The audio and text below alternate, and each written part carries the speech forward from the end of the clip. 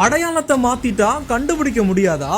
இத்தனைய மாத்திட்டு கடைசியில மண்டையில இருந்த கொண்டைய மறந்துட்டீங்களே பாஸ்.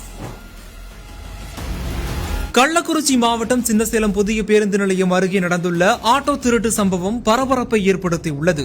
ஆட்டோ ஓட்டுநர் சொக்கன் என்பவரிடம் வாடகைக்கு ஆட்டோ கேட்ட அருண்குமார் என்பவர் ஆட்டோ ஓட்டுநர் சொக்கன் சில்லறை மாற்ற சென்ற நேரத்தில் சாவியுடன் நிறுத்தப்பட்டிருந்த அவரது ஆட்டோவை நேக்காக திருடி கொண்டு தப்பி சென்றுள்ளார். இதனையடுத்து ஆட்டோ உரிமையாளர் சொக்கன் கொடுத்த புகாரின் பேரில் சின்னசேலம் போலீசார் சிசிடிவி காட்சிகளை ஆய்வு செய்து சங்கராபுரத்தில் ஆட்டோவை பறிமுதல் செய்துள்ளனர். மேலும் திருடிய ஆட்டோவை ஒரே இரவில் அடையாளம் தெரியாமல் மாற்றும் முயற்சியாக முழு அடையாளங்களையும் மாற்றிவிட்டு புதிய ஸ்டிக்கரை ஒட்டி மாலை அணிவித்து பூஜையும் செய்திருந்தது தெரியவந்தது. ஆனால் வாகன பதிவு எண்ணை மாற்ற மறந்ததால் திருடன் அருண்குமார் போலீசாரின் விசாரணையில் கையும் களவுமாக சிக்கியுள்ளார். இதனை அடுத்து அருண்குமாரை கைது செய்த போலீசார் விசாரணை முடித்து நீதிமன்ற காவலுக்கு அனுப்பி வைத்தனர்.